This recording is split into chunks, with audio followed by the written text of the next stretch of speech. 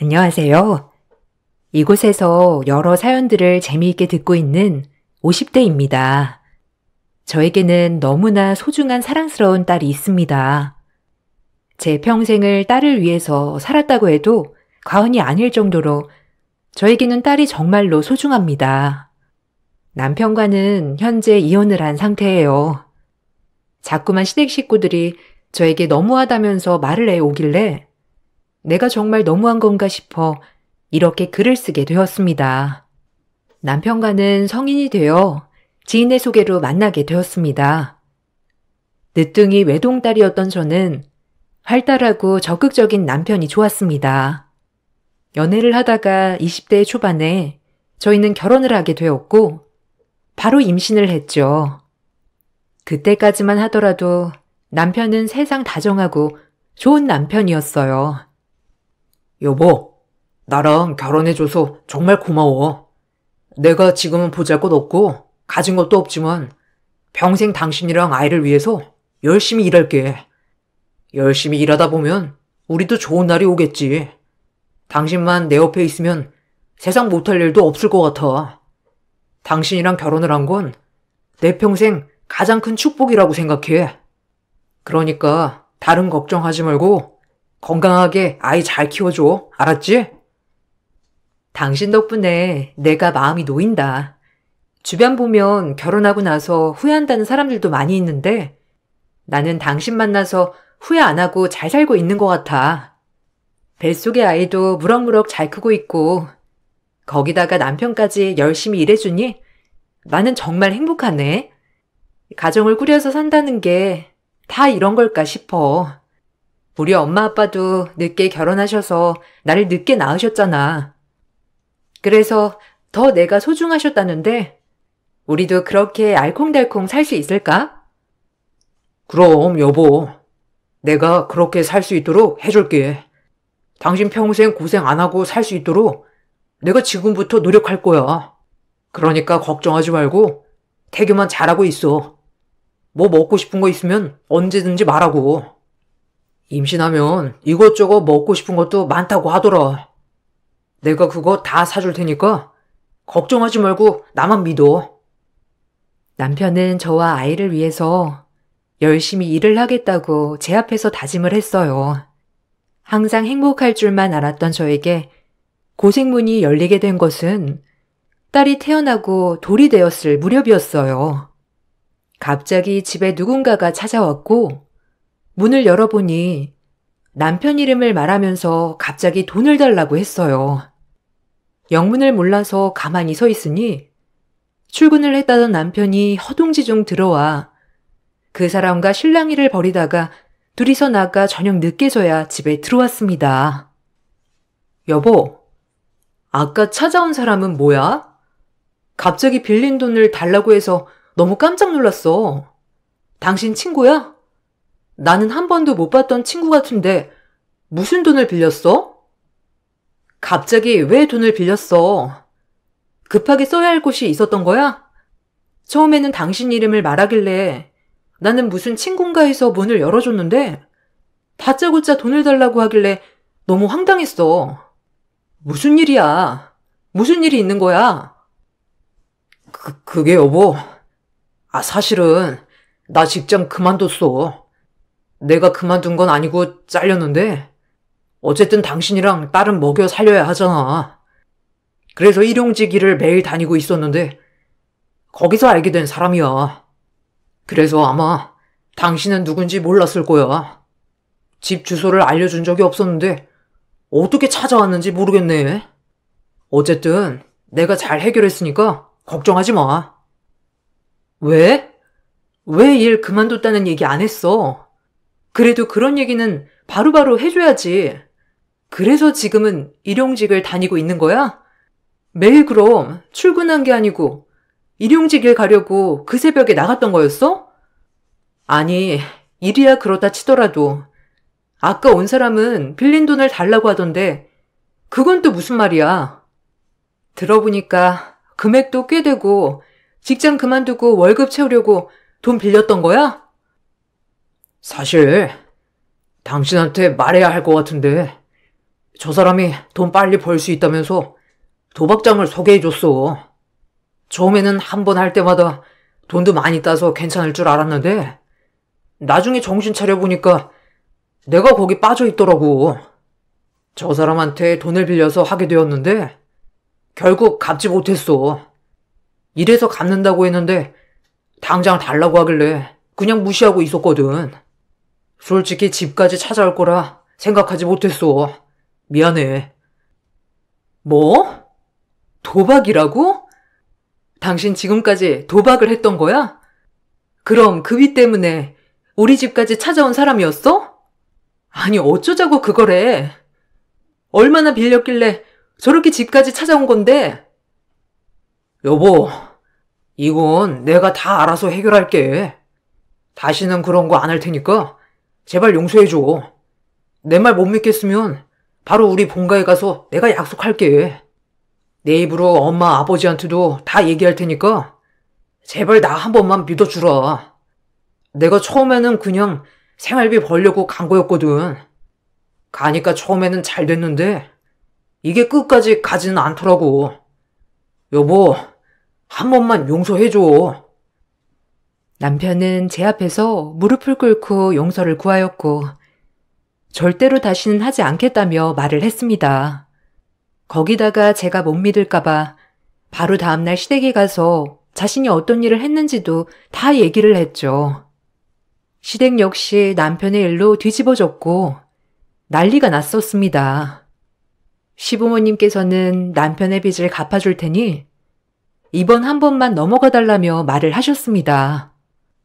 저 역시 아직 아이가 어렸기 때문에 마음에 걸려서 이 사건은 그냥 넘어가게 되었죠. 저는 평생 동안 이때를 그냥 넘어간 것을 후회했습니다. 남편은 이날 이후로 성실하게 다시 취업을 해서 일을 다니는 듯 했습니다. 그렇지만 직장을 취업해도 오래 다니지는 못했어요. 한 번 다니면 길어봤자 1년 다니고 그만두는 일이 부지기수였죠. 남편이 직장을 그만두기라도 하면 바로 생계가 위기에 처했습니다. 이런 일들이 자꾸 반복이 되니 저 역시 너무나도 지치고 힘든 날들이 많았습니다.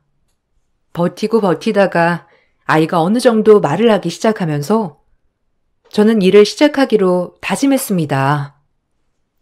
여보, 이제는 수연이도 말도 하고 대화도 잘 되니까 어린이집을 보내는 게 어떨까 싶은데 당신 생각은 어때? 내가 이제 밖에서 나가서 일을 하는 게 좋을 것 같아서. 당신은 아직 맞는 일자리를 찾지 못했으니 당분간은 당신이 수연이를 좀 봐줬으면 좋겠어. 나는 이번에 아는 언니가 사무직 구하는 곳이 있다고 해서 거기 가보려고. 내가 일 시작하면 아이를 못 돌보니 당분간 그렇게 하고 어린이집에 보내자고.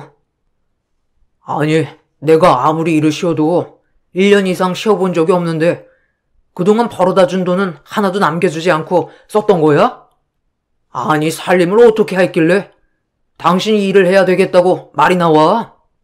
솔직히 내가 꾸준히 한 직장에서 일을 한 것은 아니지만 그렇다고 해서 부족할 정도로 돈을 벌었던 것도 아니고 1년도 쉬지 않고 다시 일을 시작했는데 고작 몇 달 버틸 돈조차도 없다는 게 말이 돼? 당신 참 말을 쉽게 한다. 당신이 아무리 벌어다 주면 뭐해? 다시 1년 동안 일도 안 하는데 1년 이상 쉬어본 적이 없다고? 그래, 그렇게 연달아서 쉬었던 적은 없었지. 한 달 일하고 3개월 쉬고 2달 일하고 6개월 쉬고 그러면 1년의 절반은 일도 안 한다는 건데 이건 이상하지 않은가 보지? 더 이상은 나도 안 되겠어. 나라도 나가서 돈을 벌어야 생활이 되지. 그러니까 답답한 소리 하지 말고 당분간 수연이 좀 당신이 봐. 저는 그렇게 일을 시작하게 되었습니다. 제가 돈을 벌기 시작하자 남편은 더욱더 집에서 탱자탱자 놀기 시작했죠. 자기가 아이를 보겠다면서 하는 날이 대부분이었는데 퇴근을 하고 집에 돌아가면 집안일은 단 하나도 되어 있지 않을 때가 많았습니다. 그러다 보니 퇴근 후에도 집안일을 하느라 정신없이 하루를 보내는 날이 많았죠. 너무나 체력이 없어 힘들 때면 남편에게 집안일 좀 조금이라도 해두라고 말을 하곤 했습니다. 여보, 집에서 아이 보는 거 쉬운 일이 아닌 건 알고 있는데 그래도 청소를 하던지 설거지를 하던지 아니면 빨래를 하던지 셋 중 하나는 해주면 안 될까? 내가 퇴근을 하고 들어가면 산처럼 쌓여있는 집안일들이 있으니 일이 끝이 없는 것 같아. 그러니까 당신이 수연이 자거나 혼자서 놀 때 조금이라도 해주면 내가 좀 더 수월할 것 같은데. 내가 집안일을 어떻게 해? 거기다가 수연이도 혼자서 놀다가도 나를 찾는데 어떻게 집안일을 하냐고. 그리고 나는 집안일 서툴고 손도 빠르지 않아서 시간도 너무 오래 걸려. 당신이 퇴근하고 와서 하면 금방 다 하잖아. 그럼 누가 효율적이야? 누가 봐도 당신이 효율적이지. 나는 그냥 수연이나 보면서 있을 테니까 당신이 퇴근하고 와서 집안일 하는 게 좋겠어. 아니, 내가 체력이 너무 힘들어서 그래. 나 혼자서 일도 하고 집안일도 하려고 하니까 너무 힘들어. 당신이 뭐 하나라도 같이 해주면 좋을 것 같은데 좀 도와줘. 아니, 하나라도 해줘. 뭘 해야 할지 모르겠다면 내가 뭘 해야 하는지에 대해서도 아침에 얘기하고 갈 테니까 그것만이라도 해줘. 아, 몇 번을 말을 해. 나는 집안일을 못한다니까. 이런 거 못한다고 여러 번 얘기하는데도 왜 나한테 집안일을 하라고 해? 솔직히 말하면 당신이 좋아서 돈 벌러 나가는 거잖아. 내가 돈 꼭 벌어야 한다고 당신 등 떠미는 것도 아니고 당신이 좋아서 나가놓고서는 집안일 안 되어 있다면서 하라고 하면 나는 뭐 기분 좋게 할 수 있겠냐? 뭐? 당신 그게 무슨 말이야? 내가 일을 하는 게 내 욕심 때문에 하는 거라고? 당신 진짜 말 아무거나 한다. 당신이 밖에서 성실하게 일하면서 벌어온 것이 있다면 내가 어린애 놔두고 밖으로 나가겠어? 왜 지금 상황이 나로 인해 만들어진 거라고 말을 하는 거야? 당신은 나한테 미안한 마음조차 없는 거야? 아니면 내가 안쓰럽지도 않아? 웃긴다 정말. 야, 내가 혼자 돈 벌 때는 이런 소리 하나도 안 해놓고서는 너 혼자 돈 버니까 안쓰러워? 정말 웃기네. 그래, 그 잘난 돈 내가 나가서 벌어서 올 테니까 두고 봐. 어떻게든 네가 버는 돈만큼 내가 벌어오면 되는 거잖아. 그렇게 돈 벌어서 오면 집안일이나 하라고 뭐라 그러지 말고. 남편에게 집안일을 해달라고 말을 하면 자기는 이런 것은 절대 못한다면서 화를 내고 집을 나가버리곤 했습니다. 그렇게 집을 나가면 몇 날 며칠을 들어오지 않았죠. 며칠 후에 집으로 올 때는 남편은 손 가득 두둑히 현금을 들고 들어오곤 했습니다. 처음에는 며칠 동안 어디서 일을 해왔는가 보다 생각을 했었는데 이런 일들이 반복되면서 그것이 돈놀이로 인한 돈임을 느끼게 되었죠. 더 이상 남편에게 같이 살 수 없다고 얘기를 했지만 남편은 자신이 뭘 잘못했냐며 이혼만은 안 된다고 했죠. 남편의 얼굴을 보고 사는 건 아니라 생각이 들어 저는 직장을 핑계로 아이와 함께 직장 근처로 집을 옮기게 되었고 남편은 시부모님 댁으로 들어가 살게 되었습니다. 사실상 우리는 별거를 시작했던 것입니다. 그렇게 우리 두 사람은 아이가 고등학교 졸업을 할 때까지 따로 떨어져 살았습니다. 종종 남편과 한 번씩 만나기는 했지만 사이가 전보다 좋아지지도 나빠지지도 않았죠. 그러다 아이가 고등학교 졸업을 앞두고 갑자기 남편이 집으로 찾아와 이제는 합가를 하는 게 좋을 것 같다며 얘기를 해왔습니다. 당신, 이제는 우리 같이 사는 게 어때? 솔직히 떨어져서 지낸 지 10여 년이 지나다 보니 당신도 나도 여기에 익숙해졌을 거라고 생각은 하지만 그래도 우리는 부부잖아. 수연이한테도 더 이상은 못할 짓이라고 생각해. 당신도 일을 하고 있고 나도 일을 하고 있으니 서로 함께하는 시간이 많지는 않겠지만 그래도 남은 생이라도 부부로서 잘 지내고 싶어. 당신 갑자기 왜 그렇게 얘기를 해? 아이가 이제 성인 되어서 힘든 일 없겠다 생각하는 거야? 굳이 그럴 필요 없어. 당신은 당신대로 편하게 살아도 상관없어. 우리도 이렇게 둘이서 지내는 게 편하니까. 갑자기 새 식구가 모여서 산다고 생각을 하니 왜 그렇게 해야 할지 모르겠네. 당신 말대로라면 가장 편안하게 있어야 할 곳이 집인데 우리가 그렇게 부대끼고 살 정도는 아니지 않아? 알아. 당신이 나랑 같이 살고 싶지 않다는 거. 그렇지만 딸에게도 상처가 되었을 거야. 내가 조금이라도 지금부터 노력을 한다면 딸 상처도 많이 나아지지 않을까 생각을 해. 다른 것보다 우리 딸과 우리 두 사람만 생각을 하고 결정해줘. 남편은 그렇게 학가를 얘기한 뒤부터 집에 종종 와서 음식도 만들어주고 집안일을 도와주기도 했습니다. 거기다가 바빠서 퇴근이 늦을 때면 졸업을 앞둔 딸과 함께 영화도 보면서 소소하게 시간을 보내기도 했죠. 그전까지는 아빠 없이도 잘 지냈다고 생각을 했지만 딸아이가 아빠와 어색하지만 즐겁게 시간을 보내면서 행복해하는 모습을 보고 어쩌면 남편이 정신을 차린 건 아닐까 생각을 했습니다. 이런 제 생각은 얼마 못 가 깨지고 말았죠. 남편의 이 행동들은 모두 계략이었습니다. 딸은 공부도 어릴 적부터 잘해서 명문대에 합격을 했는데요. 대학 등록금으로 모아두었던 통장을 깨고 등록금 납부를 하기로 했죠. 이 사실을 알고 남편은 미안하다며 얘기를 했습니다. 정말 수연이 대학 등록금을 다 모으고 있었어?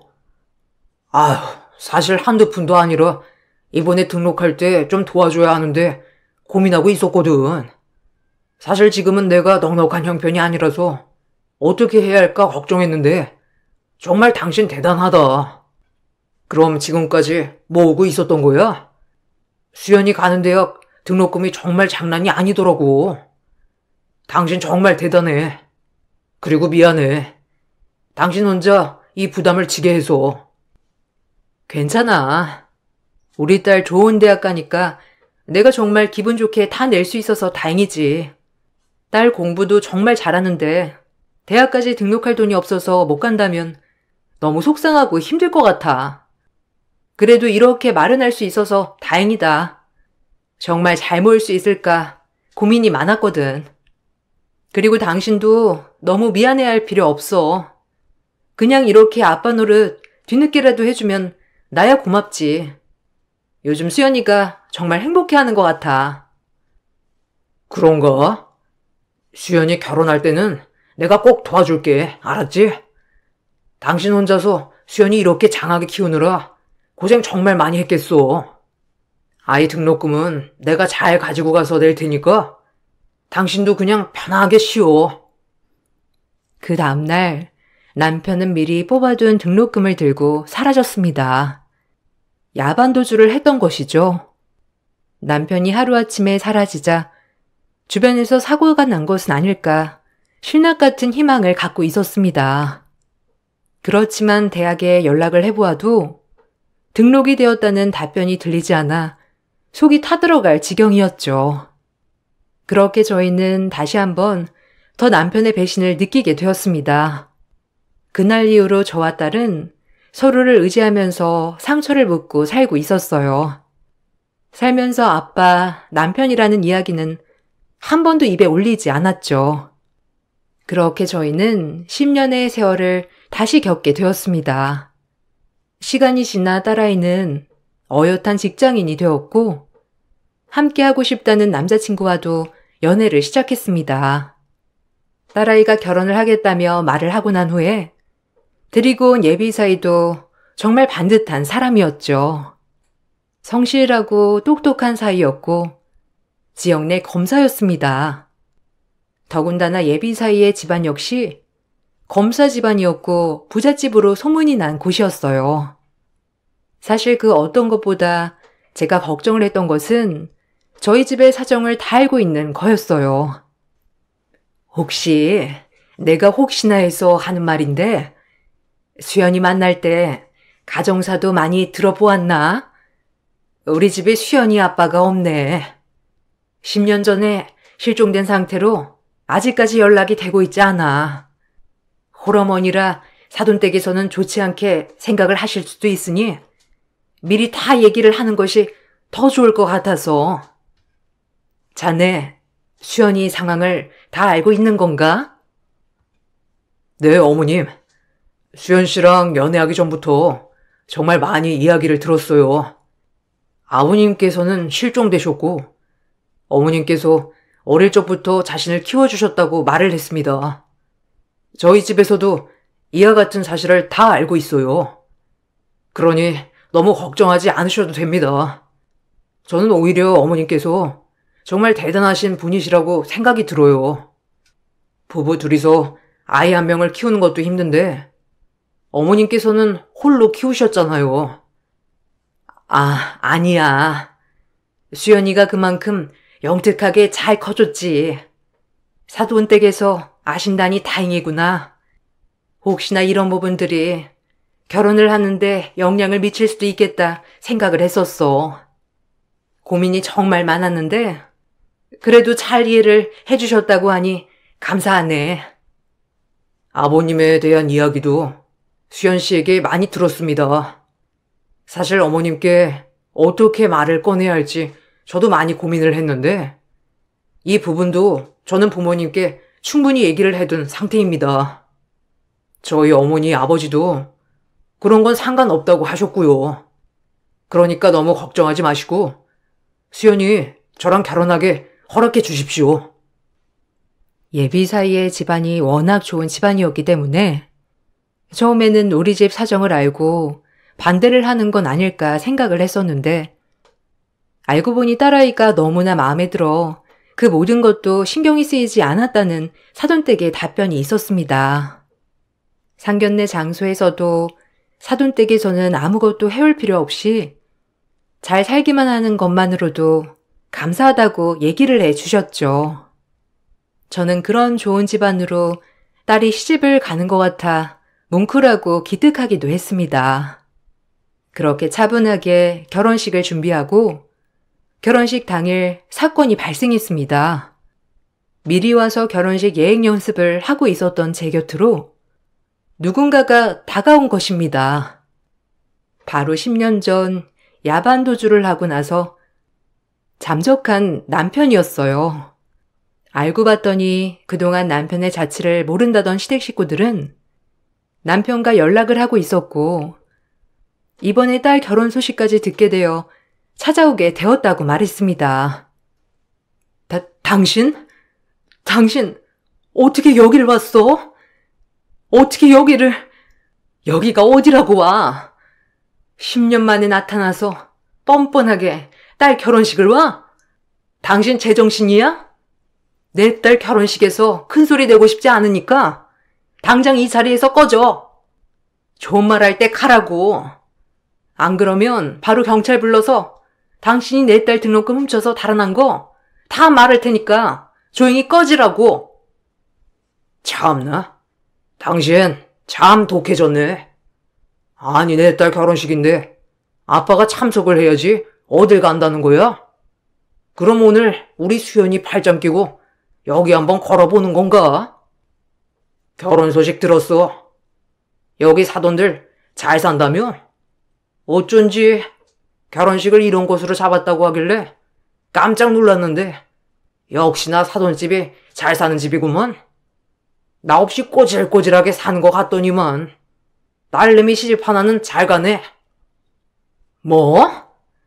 당신이 무슨 자격으로 딸 결혼식을 입에 올려? 지금 당장 안 나가? 수연이 눈에 띄지 말고 당장 나가. 당신은 여기에 있을 자격도 없으니까.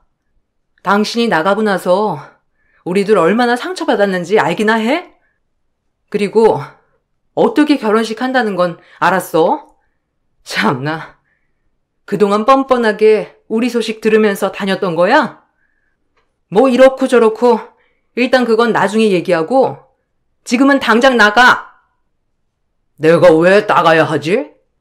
여기 사돈들은 아빠 있다는 거 모르나? 내가 가서 인사 좀 해야 되겠는데. 우리 딸 잘 봐달라고 해야지. 아니지.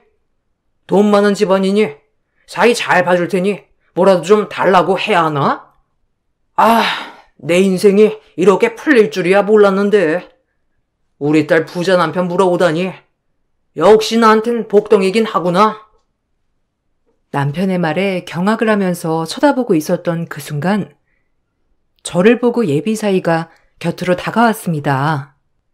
사색이 되어서 놀란 얼굴을 하고 있는 저를 보다가 혼주석에 앉아있는 남편을 보더니 깜짝 놀라서 말을 하더라고요. 혹시 저 모르시나요? 저번에 한번 저희한테 조사받으러 오시지 않으셨나요? 아니 그때 오신 분 맞으신 것 같은데. 얼굴이 똑같으신데. 여기는 어쩐 일로 오셨죠? 그때 사고 났다면서 몇 달 동안 꼼짝없이 입원해야 될 것 같다고 저한테 전화 주시지 않으셨나요? 제가 다시 전화를 하니까 연결이 안 돼서 한참 찾고 있었는데. 네? 사람 잘못 보신 것 같습니다. 저는 대기 알고 있는 사람이 아닌 것 같은데요. 저는 처음 뵙는 것 같은데요. 아닌데요.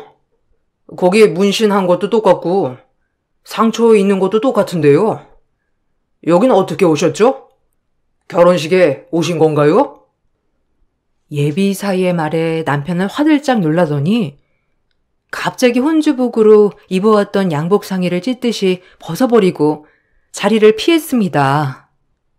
예비사이는 남편을 뒤따라서 갔지만 남편은 소스라치게 놀라면서 도망을 가버렸죠. 잠깐의 이슈라 생각을 했던 일이 지나고 결혼식이 마무리되었습니다. 결혼식이 끝나고 혹시라도 식장에 남편이 남아있나 싶어 둘러봤지만 어딜 봐도 보이지 않더라고요. 그렇게 며칠 후 신혼여행에서 돌아온 딸아이 네애가 집을 찾아왔습니다. 그때 예비사이가 한 이야기는 정말 놀라웠어요. 그래, 신혼여행은 재미있었니? 안 그래도 신혼여행 다녀오고 이것저것 인사 다니느라 힘들었을 텐데 나는 그냥 통화로 얘기해도 될 것을. 어쨌든 결혼해서 이제 진짜 부부가 되었으니까 서로 배려하고 아끼면서 잘 살았으면 좋겠어. 그리고 김서방, 그 결혼식 날에 내 옆에 있었던 남자를 알고 있었던 거야? 뭐 이런저런 이야기를 하던데. 어머님, 혹시 그분이 수연 씨 아버지 되시나요? 안 그래도 저희도 조사하면서 이상하다 싶은 부분들이 있었는데 혹시나 싶어서 찾아보니 수연 씨 아버지가 맞았네요. 이번에 조사하고 있던 사기 사건 피의자셨어요. 조사가 필요해서 몇 번 조사 요청을 했는데 갑자기 사고가 났다고 하면서 몇 달 동안 병원에 꼼짝없이 누워 있어야 한다면서 조사에 응하시지 않으셨거든요. 다시 연락을 드려도 받지도 않으시고 병원도 말씀을 안 해주셔서 찾고 있었는데 딱 거기 나타나셨더라고요. 아이고, 김서방한테 부끄러운 일이었네. 내가 정말 창피하고 부끄러워서 뭐라 할 말이 없네. 그래, 수연이 아빠가 뭐가 사기 사건을 벌인 거야? 아니, 그 사람은 왜 그런 일을 하고 다니는 거야, 정말? 정말 면목 없네. 수연이 아빠는 정말 말 그대로 태어났을 때 호적상 아빠일 뿐이지 정말 연관이 전혀 없어. 네, 알아요, 어머니. 제가 그것 때문에 말씀드리는 건 아니고 저희도 다 이해합니다. 수연 씨에게는 가족은 어머님 한 분이잖아요. 그동안 고생하면서 수연 씨 키워주신 건 어머님이시니 저는 전혀 신경 쓰지 않고 있습니다. 다만 다시 수연 씨 아버지가 이쪽으로 찾아올 수 있으니까 그땐 저에게 바로 연락을 해주시면 감사하겠습니다. 저는 사실 사위의 말에도 집까지 찾아올까 생각을 했었지만 사위의 예상대로 남편은 물어물어 집까지 찾아왔습니다. 남편은 딸의 남편이 뭐 하는 사람인지 알고는 있냐면서 저에게 화를 내기 시작했죠. 아니, 당신은 사위가 어떤 일을 하는지도 안 알아보고 결혼을 허락했어? 그때 결혼식에서 봤지? 내 얼굴만 보고서 딱 누군지 알았던 거. 어떻게 그런 소름 끼치는 사람이랑 짝을 지어줘? 아무리 돈이 많다고 해도 그렇지. 에휴. 그리고 나 사기 안 했어. 그거 다 다른 사람들 때문에 연루된 거고 그런 짓 한 번 한 적이 없다고. 그 자식이 나를 의심하고 모욕했는데 당신 그래도 사이라고 할 거야? 참나. 그게 딸내미 등록금까지 모두 들고 튄 사람이 할 얘기는 아닌 것 같은데. 하나밖에 없는 핏줄 돈도 가지고 야반도 좋아하는데 남의 돈은 얼마나 쉽겠어. 그냥 뭐 양심의 가책도 없이 편하게 가지고 갈 수 있겠네. 사기를 했건 안 했건 뭐 내가 알 바 아니고 범죄를 저질렀거나 의심받는 게 있으면 조용히 가서 조사나 받지. 당신 이런 식으로 나올 거야? 그래, 알았어. 당신 그래도 체면이 있으니 내가 계속 수연이 앞에 나타나는 건 싫을 거 아니야. 내가 딸아이 앞에 나타나는 게 싫으면 나한테 2천만 원만 보내줘. 이번에 이 사건만 잘 해결되면 되는데. 그 자식이 날 자꾸 사기 혐의로 몰아가고 있어서 그래. 일단 합의를 하고 사건 해결해야 하니까 2천만 원만 보내주면 내가 앞으로 다시는 수연이 앞에, 아니 인생에 상관 안 할게. 뭐? 너는 결국 돈 때문에 우리 앞에 나타난 거지? 너 같은 버러지는 애초에 싹을 잘랐어야 했어. 그때 내가 싹싹 비는 너를 봐줬던 것이 천추의 한이다. 해결? 내가 왜 네 사건을 해결해주니? 잘못을 했으면 거기 가서 싹싹 빌어야지. 너 잘하는 거 있잖아. 그렇게 그때처럼 싹싹 빌면 혹시 몰라? 그 사람들도 다 용서해줄지? 뭐? 이게 정말 말이라고 탄 줄 알아? 너는 뭐가 잘났다고 나한테 이러는 건데? 아유, 한 주먹거리도 안 드는 게? 남편이 저에게 화를 내면서 손찌검을 하려던 그때 사위는 경찰과 함께 나타났습니다. 남편이 집으로 찾아온 순간 저는 바로 사위에게 전화를 했고 남편은 바로 잡혀가게 되었죠. 나중에 남편의 상황을 알아보니 남편은 잠적 이후에 다른 사람의 이름을 사용하고 생활하고 있었습니다. 그러다 보니 아무런 생활 흔적을 찾을 수 없었던 것이죠. 시댁 식구들도 모두 저희를 기만하고 한 달에 한 번씩은 서로 연락을 해왔다고 하는데 정말 기가 막히더라고요. 저는 남편을 실종 신고해 놓고서는 그대로 서류 정리도 못하고 살았는데 멀쩡하게 잘 지내고 있는 남편을 알고 있었다고 생각하니 참 어이가 없고 화가 났습니다. 붙잡힌 남편은 사기 행각이 점점 드러나게 되면서 처벌 위기에 처했습니다. 그와 동시에 저 역시 남편의 실종 신고를 해지하고 이혼 청구를 진행하였죠. 어느 날 울린 전화로 남편을 만나러 갔더니 남편은 황당한 제안을 하기도 했습니다. 수연 엄마, 내가 정말 잘못했어. 아직까지 정신도 못 차리고 사실 당신이랑 딸 곁을 떠나면서 성공하면 꼭 돌아와야지 모든 걸 갚아주겠노라 다짐을 했는데 생각보다 성공하는 게 쉽지 않더라고. 그래서 염치가 없어서 다시 돌아가지 못했어. 이번에도 잘 살아보려고 한 거였는데 내 뜻대로 되지 않았던 거야. 이번에 한 번만 도와주면 안 될까? 합의금만 주면 처벌은 낮출 수 있다고 하는데 부탁할게. 합의금? 내가 왜 당신 합의금을 해결해줘야 하는데? 내 위자료도 받지 못할 판국인데. 그리고 당신 염치가 없어서 못 돌아왔다고 했지? 그러면서 시댁 식구들한테는 잘도 연락했더라. 나는 당신이 살아는 있을까 걱정도 했었는데 그동안 참 먹고 자고 하면서 편하게 잘 지냈나 보다. 나랑 딸은 지금도 그때 사건 입에 올리지도 못해. 그때만 생각하면 우라가 치밀어 올라서. 그건 정말 내가 미안해. 그냥 한순간에 돈을 보니까 눈이 돌아서 내가 정말 잘못했어. 금방 다 갚을 수 있을 줄 알았어. 사업만 잘 되면 금방 잘 갚아서 다시 돌아갈 수 있을 줄 알았다고. 근데 그게 잘 되지 않았던 거야. 내가 고의적으로 돈을 쓴 게 아니라고. 어쨌든 이번만 합의 잘해주기만 하면 내가 평생 당신 공주처럼 떠받들면서 살게. 이건 정말 약속해. 와, 내가 이 얘기를 몇 번이나 듣는지 모르겠네. 당신 결혼할 때도 그랬지? 결혼하고 나랑 아이 위해서 평생을 바치겠다고. 거기다가 처음 돈놀이 하는 거 걸렸을 때도 무슨 말 했는지 기억해? 다시는 그런 거 하지 않겠다며 나한테 무릎 꿇고 싹싹 빌었어. 그래 놓고서는 당신은 하나 변한 게 없었는데 내가 당신을 뭘 믿어야 하지? 그리고 내가 공주가 되려면 당신은 왕자여야 되잖아. 근데 당신은 길거리 거지만도 못한 사람인데 어떻게 내가 공주가 돼? 난 당신 내 옆에도 두고 싶지 않아. 그러니까 제발 내 인생에서 좀 꺼져줘. 처음 돈놀이 하다 걸린 날처럼 남편을 울며불며 매달리며 부탁했지만 저는 그 부탁을 들어주지 않았습니다. 남편에게는 이혼을 청구했습니다.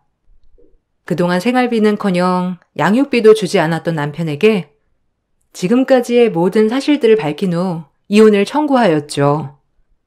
거기다가 현재 살고 있는 집 역시 남편의 노력이 하나도 들어가지 않았다는 점, 남편이 집안의 재산을 모두 탕진했다는 점 등을 주장하여 재산 분할도 해줄 수 없다고 했습니다. 남편의 잘못이 그만큼 컸던 것인지 남편은 저에게 위자료 2천만 원을 지급해야 했고 재산 분할 없이 이혼을 하는 것으로 결론이 내려지게 되었습니다. 길고 길었던 결혼 생활도 남편과의 서류도 모두 정리가 된 후에야 저는 비로소 저를 옥죄고 있었던 족쇄에서 풀려나는 듯한 기분을 느끼게 되었죠.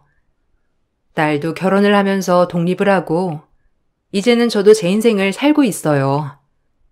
간혹 들려오는 소리로 시댁 식구들이 저에게 너무하다면서 얘기를 한다더라고요.